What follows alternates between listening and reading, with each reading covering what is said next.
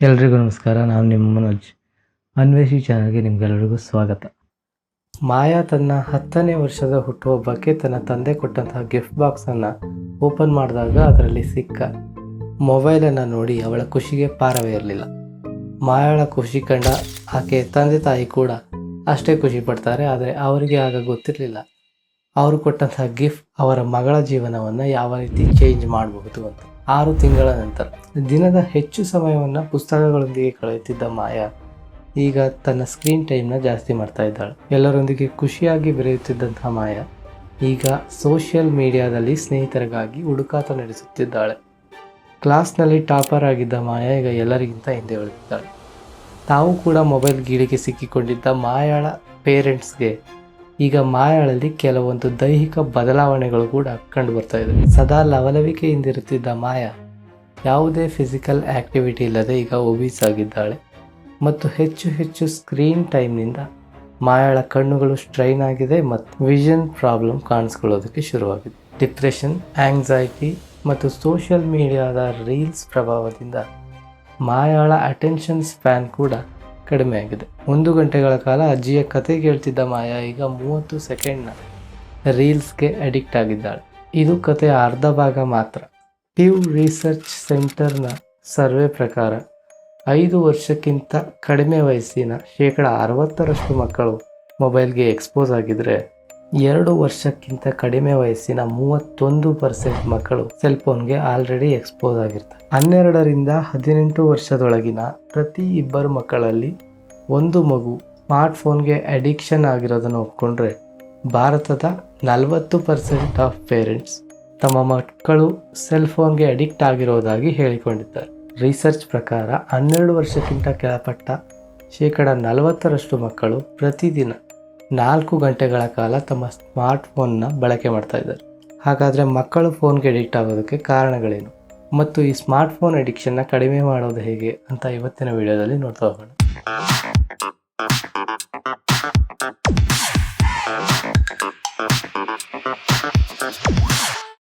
ಹಾಗಾದರೆ ಮಕ್ಕಳು ಸ್ಮಾರ್ಟ್ಫೋನ್ಗೆ ಅಡಿಕ್ಟ್ ಆಗೋದಕ್ಕೆ ಮುಖ್ಯ ಕಾರಣಗಳೇನು? ಮಕ್ಕಳ ಸ್ಮಾರ್ಟ್ಫೋನ್ ಅಡಿಕ್ಷನ್ಗೆ ಮೊದಲ ಕಾರಣ ಪೇರೆಂಟ್ಸ್ ಫೋನ್ಗೆ ಅಡಿಕ್ಟ್ ಆಗಿರೋದು. ಮಕ್ಕಳು ಎಲ್ಲ ವಿಷಯವನ್ನು ಅನುಕರಣೆಯ ಮುಖಾಂತರ ಕಲಿತಾರೆ. ತಮ್ಮ ಪೇರೆಂಟ್ಸ್ ಮೊಬೈಲ್ಗೆ ಯಾವಾಗಲೂ ಅಡಿಕ್ಟ್ ಆಗಿರೋದನ್ನು ನೋಡಿ ಅದೊಂದು ನ್ಯಾಚುರಲ್ ಪ್ರೋಸೆಸ್ ಅಂತ ತಿಳಿದು ಅವರು ಕೂಡ ಮೊಬೈಲ್ ಬಳಕೆ ಮಾಡೋದಕ್ಕೆ ಶುರು ಮಾಡ್ತಾರೆ ಮತ್ತು ಅದು ಮೊಬೈಲ್ ಅಡಿಕ್ಷನ್ಗೆ ಕಾರಣ ಆಗುತ್ತೆ. ಇನ್ಸ್ಟ್ಯಾಂಟ್ ಗ್ರಾಟಿಫಿಕೇಷನ್. ಮೊಬೈಲ್ ಬಳಕೆ ಮಾಡೋದ್ರಿಂದ ತತ್ಕ್ಷಣಕ್ಕೆ ಒಂದು ಖುಷಿ ಸಿಗುತ್ತೆ. ವಿಡಿಯೋಸ್, ಸೋಷಿಯಲ್ ಮೀಡಿಯಾ ಆ್ಯಪ್ಸ್ ಮತ್ತು ಗೇಮ್ಗಳನ್ನು ಒಂದು ಬಾರಿ ನೋಡಿದವರು ಮತ್ತೆ ಅಡಿಕ್ಟ್ ಆಗೋ ರೀತಿಯಲ್ಲಿ ಡಿಸೈನ್ ಮಾಡಿರ್ತಾರೆ. ಈ ಆ್ಯಪ್ಗಳನ್ನು ಮಗು ಒಂದು ಸಾರಿ ನೋಡಿದ್ರೆ ಅದರಿಂದ ಹೊರಬರೋದಕ್ಕೆ ತುಂಬ ಕಷ್ಟ. ಇದು ಅಡಿಕ್ಷನ್ನ ಕಾಸ್ ಮಾಡುತ್ತೆ. Parents use mobile as a tool for distraction. ಮಗು ಅಳ್ತಾ ಇದ್ದರೆ, ಊಟ ಮಾಡಿಲ್ಲ ಅಂದರೆ ಅಥವಾ ಗಲಾಟೆ ಮಾಡ್ತಾ ಇದ್ದರೆ ಇಂತಹ ಚಿಕ್ಕ ವಿಷಯಗಳನ್ನು ಸಂಭಾಳಿಸೋಕೆ ಆಗದೆ ಪೇರೆಂಟ್ಸ್ ತಮ್ಮ ಮಕ್ಕಳಿಗೆ ಮೊಬೈಲ್ ಕೊಟ್ಟು ಕೂರಿಸೋದಕ್ಕೆ ಶುರು ಮಾಡ್ತಾರೆ. ಇದರಿಂದ ಮೊಬೈಲ್ಗೆ ಎಕ್ಸ್ಪೋಸ್ ಆದ ಮಕ್ಕಳು ಆ ಕ್ಷಣದಲ್ಲಿ ಶಾಂತವಾಗಿ ಇದ್ದರೂ ಕೂಡ ಇದರ ಸೈಡ್ ಎಫೆಕ್ಟ್ ಜೀವನ ಪರ್ಯಂತ ಕಾಡುವಂಥ ಸಾಧ್ಯತೆಗಳು ಇರ್ತವೆ. ಹಾಗಾದರೆ ಮೊಬೈಲ್ ಅಡಿಕ್ಷನಿಂದ ಆಗುವಂತಹ ಸೈಡ್ ಎಫೆಕ್ಟ್ಗಳೇನು ಅಂತ ನೋಡೋಣ. ಮೊದಲನೇದಾಗಿ ಅಟೆನ್ಷನ್ ಸ್ಪ್ಯಾನ್ ಕಡಿಮೆ ಆಗೋದು. 10 ವರ್ಷಗಳ ಹಿಂದೆ ಈ ರೀಲ್ಸ್, ಶಾರ್ಟ್ಸ್ ಎಲ್ಲ ಬರೋ ಮುಂಚೆ 4 ಗಂಟೆಗಳ ನಾಟಕವನ್ನು ಅಥವಾ ಸಿನಿಮಾವನ್ನು ನಾವು ಯಾವುದೇ ಅಟೆನ್ಷನ್ ಲಾಸ್ ಇಲ್ಲದೆ ನೋಡ್ತಾ ಇದ್ವಿ.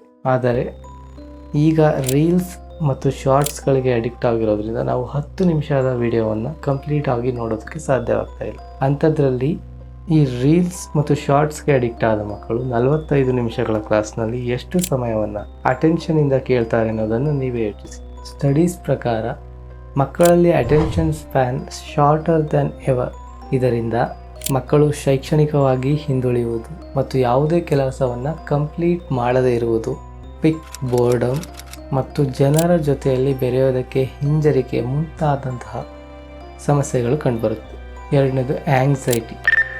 ಯಾವಾಗಲೂ ಯಾವುದಾದ್ರೂ ಒಂದು ಚಿಂತೆಯಲ್ಲಿ ಇರೋದು. ಡಿಪ್ರೆಷನ್, ಆಂಗ್ಸೈಟಿ, ಸೋಷಿಯಲ್ ಮೀಡಿಯಾದಲ್ಲಿ ಟ್ರೋಲಿಂಗ್ ಮತ್ತು ಸೈಬರ್ ಬುಲ್ಲಿಯಿಂಗಿಂದ ಮಗು ಡಿಪ್ರೆಷನ್ಗೆ ಹೋಗುವ ಸಾಧ್ಯತೆಗಳು ಹೆಚ್ಚಾಗಿರುತ್ತೆ. ಇಷ್ಟು ಮಕ್ಕಳಲ್ಲಿ ಕಾಣಿಸಿಕೊಳ್ಳುವ ಮಾನಸಿಕ ತೊಂದರೆಗಳಾದರೆ ದೈಹಿಕವಾಗಿ ಕೂಡ ಕೆಲವೊಂದಷ್ಟು ತೊಂದರೆಗಳು ಶುರುವಾಗುತ್ತೆ. ಮೊದಲನೆಯದು ಇನ್ಸಾಮ್ನಿಯಾ. ಮಕ್ಕಳ ಸ್ಲೀಪ್ ಸೈಕಲ್ನಲ್ಲಿ ಏರುಪೇರು. ಹೆಚ್ಚು ಸ್ಕ್ರೀನ್ ಟೈಮ್ ಸ್ಪೆಂಡ್ ಮಾಡುವ ಮಕ್ಕಳಲ್ಲಿ ನಿದ್ರಾಹೀನತೆ ಸಾಮಾನ್ಯ. ಐ ಸ್ಟ್ರೈನ್ ಮತ್ತು ವಿಷನ್ ಪ್ರಾಬ್ಲಮ್ ಕೂಡ ಕಾಣಿಸ್ಕೊಳ್ಳಬಹುದು. ತಲೆನೋವು, ಮೈಗ್ರೇನ್, ಒಬೇಸಿಟಿ ಸೇರಿದಂತೆ ಹಲವಾರು ದೈಹಿಕ ಸಮಸ್ಯೆಗಳು ಕೂಡ ಮೊಬೈಲ್ ಅಡಿಕ್ಷನಿಂದ ಬರುತ್ತೆ. ಹಾಗಾದರೆ ಮಕ್ಕಳು ಯಾವ ಆ್ಯಪ್ಗಳಲ್ಲಿ ಹೆಚ್ಚು ಸಮಯವನ್ನು ಸ್ಪೆಂಡ್ ಮಾಡ್ತಾ ಇದ್ದಾರೆ ಅಂತ ನೋಡಿದ್ರೆ, ಸೋಷಿಯಲ್ ಮೀಡಿಯಾದಲ್ಲಿ 35%, OTT ಪ್ಲ್ಯಾಟ್ಫಾರ್ಮ್ಗಳಲ್ಲಿ 37%, ಆನ್ಲೈನ್ ಗೇಮಿಂಗ್ನಲ್ಲಿ 33% ಮಕ್ಕಳು ತಮ್ಮ ಸಮಯವನ್ನು ಹಾಳು ಮಾಡ್ಕೊಳ್ತಾ ಇದ್ದಾರೆ. ಇಷ್ಟೇ ಅಲ್ಲದೆ ನೀವು ಫೋನನ್ನು ಫೋರ್ಸ್ಫುಲಿ ಕಿತ್ಕೊಳ್ಳೋದಕ್ಕೆ ಹೋದರೆ ಮಕ್ಕಳಲ್ಲಿ ನಡುಕ ಮತ್ತು ಅತಿಯಾಗಿ ಬೆವರುವುದು ಮತ್ತು ಮೈಗ್ರೇನ್ನಂತಹ ಸಮಸ್ಯೆಗಳು ಕಂಡುಬರುತ್ತೆ. ಹಾಗಾದರೆ ಮಕ್ಕಳನ್ನು ಮೊಬೈಲ್ ಅಡಿಕ್ಷನ್ನಿಂದ ದೂರ ಇಡೋದಕ್ಕೆ ಸಾಧ್ಯವೇ ಇಲ್ವಾ? ಕಳೆದ ವಿಡಿಯೋದಲ್ಲಿ ಹೇಳಿದ ಹಾಗೆ prevention is better than cure. ನೀವು ಮಕ್ಕಳ ಮುಂದೆ ಮೊಬೈಲ್ ಯೂಸ್ ಮಾಡೋದನ್ನು ಕಡಿಮೆ ಮಾಡೋದು ಮತ್ತು ನಿಮ್ಮ ಮೊಬೈಲನ್ನು ಮಕ್ಕಳಿಗೆ ಕೊಡದೇ ಇರೋದು ಒಂದು ಒಳ್ಳೆ ಪ್ರಿವೆಂಟಿವ್ ಮೆಷರ್. ಹಾಗಾದರೆ ಈಗಾಗಲೇ ಮೊಬೈಲ್ಗೆ ಅಡಿಕ್ಟ್ ಆಗಿರುವ ಅಥವಾ ಮೊಬೈಲ್ಗೆ ಎಕ್ಸ್ಪೋಸ್ ಆಗಿರುವ ಮಾಯಾಳಂತಹ ಮಕ್ಕಳನ್ನು ಮೊಬೈಲ್ ಅಡಿಕ್ಷನ್ನಿಂದ ಹೊರತರೋದು ಹೇಗೆ? ಈಗ ನಾನು ಸ್ಟಾರ್ಟಿಂಗ್ನಲ್ಲಿ ಹೇಳಿದ ಕಥೆಯ ಇನ್ನರ್ಧ ಭಾಗಕ್ಕೆ ಬರೋಣ. ಮಾಯಾಳಲ್ಲಿ ಇಷ್ಟೆಲ್ಲ ಸೈಡ್ ಎಫೆಕ್ಟ್ನ ಅಬ್ಸರ್ವ್ ಮಾಡಿದ ಮಾಯಾಳ ತಂದೆ ಒಬ್ಬ ಸೈಕ್ಯಾಟ್ರಿಸ್ಟ್ನ ಮೀಟ್ ಮಾಡಿ ಅವರಿಂದ ಕೆಲವೊಂದು ಸ್ಟೆಪ್ಸ್ನ ತಿಳ್ಕೊತಾರೆ. ಅದರ ಪ್ರಕಾರ ಮನೆಗೆ ಬಂದ ನಂತರ ಮಾಯಾಳ ತಂದೆ ಮನೆಯಲ್ಲಿ ಕೆಲವೊಂದು ಫೋನ್ ಫ್ರೀ ಝೋನನ್ನು ಕ್ರಿಯೇಟ್ ಮಾಡ್ತಾರೆ.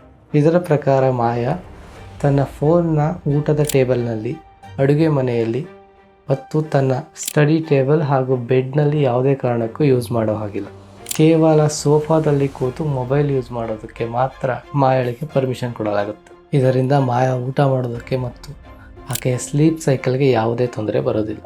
ನಂತರ ಮಾಯಾಳ ತಂದೆ ಮಾಯಾಳ ಸ್ಕ್ರೀನ್ ಟೈಮ್ನ ಕಡಿಮೆ ಮಾಡ್ತಾರೆ. ದಿನಕ್ಕೆ 3 ಗಂಟೆಗಳ ಕಾಲ ಮೊಬೈಲ್ನ ಯೂಸ್ ಮಾಡ್ತಿದ್ದ ಮಾಯಾ ಈಗ ಕೇವಲ 2 ಗಂಟೆಗಳ ಕಾಲ ಮಾತ್ರ ಮೊಬೈಲ್ ಯೂಸ್ ಮಾಡೋದಕ್ಕೆ ಪರ್ಮಿಷನ್ ಕೊಡ್ತಾರೆ. 1 ತಿಂಗಳ ನಂತರ ಈ ಸಮಯವನ್ನು 1 ಗಂಟೆಗೆ ಇಳಿಸೋದಕ್ಕೆ ಮಾಯಾಳ ತಂದೆ ಪ್ಲ್ಯಾನ್ ಮಾಡ್ತಾರೆ.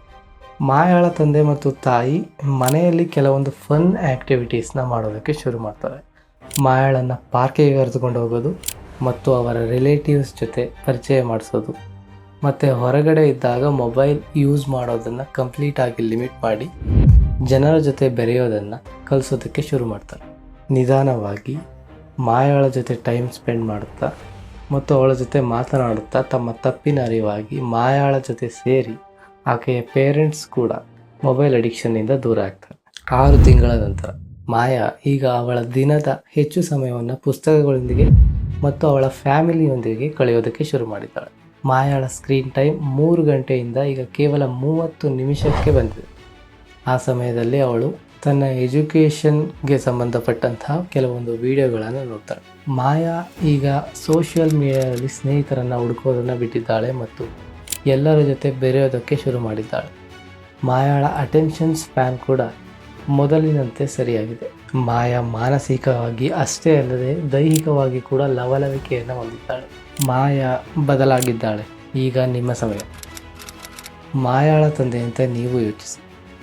ನಿಮ್ಮ ಮೊಬೈಲ್ ಅಡಿಕ್ಷನ್ ನಿಮ್ಮ ಆರೋಗ್ಯದ ಮೇಲೆ ಅಷ್ಟೇ ಅಲ್ಲದೆ ನಿಮ್ಮ ಮಕ್ಕಳ ಭವಿಷ್ಯದ ಮೇಲೆ ಕೂಡ ಪರಿಣಾಮವನ್ನು ಬೀರುತ್ತೆ.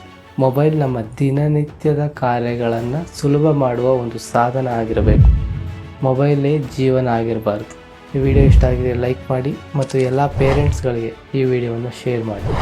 ಇದೇ ರೀತಿ ಇನ್ಫಾರ್ಮೇಟಿವ್ ವಿಡಿಯೋಗಾಗಿ ಅನ್ವೇಷಿ ಚಾನಲ್ಗೆ ಸಬ್ಸ್ಕ್ರೈಬ್ ಆಗಿ.